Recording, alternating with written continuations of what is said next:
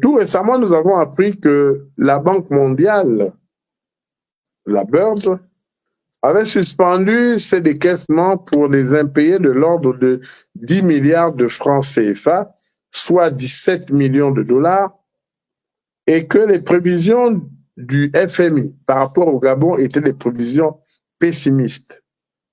Et puis, le lendemain, coup de théâtre, donc hier, il y a eu un coup de théâtre financier en moins de 48 heures où le Gabon, face à cette suspension, a réagi très rapidement en réglant ses arriérés de paiement, histoire de mettre fin à cette brève crise financière liée, disent-ils, plus à des soucis techniques, réaffirmant ainsi l'engagement de notre pays envers ses obligations internationales, et ce, malgré les lourds déficits hérités du régime déchu.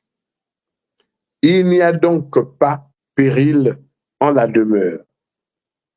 La suspension des décaissements pour les projets en cours ont donc repris.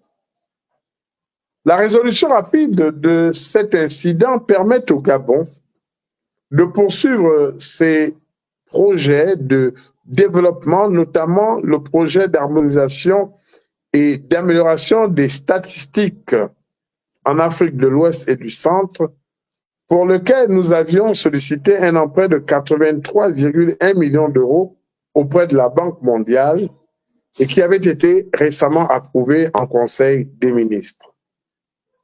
Et selon la direction du ministère des Comptes publics, il est à noter que suite aux fermes instructions du président de la transition, tous les engagements du Gabon sont honorés à date due, aux échéances dues aux créanciers et sont donc régulièrement payés.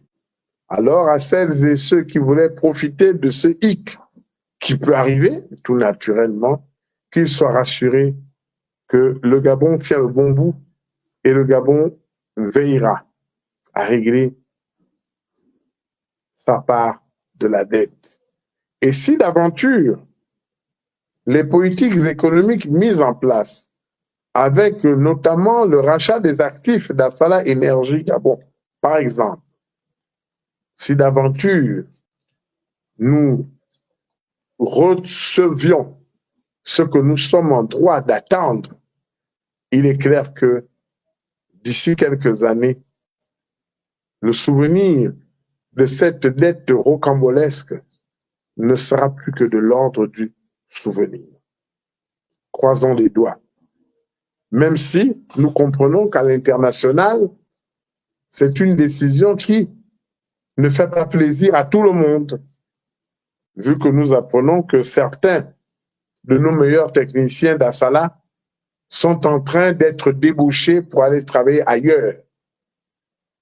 Ce qui veut dire tout simplement, chers compatriotes, que le combat pour la réappropriation de notre souveraineté, ce n'est pas un combat de littérature, c'est un combat réel aux enjeux importants et il est plus que nécessaire que nous soutenions le CETRI dans cette lutte. Nous avions également retenu comme deuxième sujet de la semaine, l'arrestation suivie du témoignage du petit frère de Thibaut Adjatis, un de nos compatriotes résidant en France. Nous, sans haine ni rancune ni insulte, juste Gabon d'abord, nous ne partageons pas la ligne éditoriale suivie par aussi bien Thibaut Adjatis que Jonas Mulunda. Mais de ce qui se dit et de ce que nous avons lu, si les faits relatés s'avèrent exacts, la réaction inappropriée des autorités militaires nous semble alors excessive. Et c'est ici l'occasion pour nous de rappeler à nos vaillants soldats leur noble et exaltante mission au service du peuple gabonais souverain. Le CTRI n'a pas besoin de se lancer dans une chasse aux sorcières. Ensuite, certains commencent à vouloir s'étendre sur une question du boycott à venir ou non du futur référendum. Faut-il le boycotter? Faut-il le soutenir? Eh bien, à sans haine, ni rancune, ni insulte, juste Gabon d'abord, nous allons nous battre aux côtés d'autres concitoyens afin que ce référendum se tienne et qu'il soit soutenu et voté par la majorité des Gabonais. Donc, nous sommes pour le référendum. Pourquoi? Souvenons-nous, chers compatriotes, de la situation qui était la nôtre avant le 30 août 2023. Nous étions dans les tréfonds, pour ne pas dire dans le marasme de l'histoire politique de notre pays. Nous ne savions plus où mettre la tête. Le coup de la libération a été un coup salvateur en ce qui nous a permis de sortir, sinon de retourner, d'inverser la tendance de ce que le régime déchu avait prévu pour nous. Alors, sans ne pas se jeter corps et âme, mais souvenons-nous, et nous disons, toute œuvre humaine sera toujours à parfaire.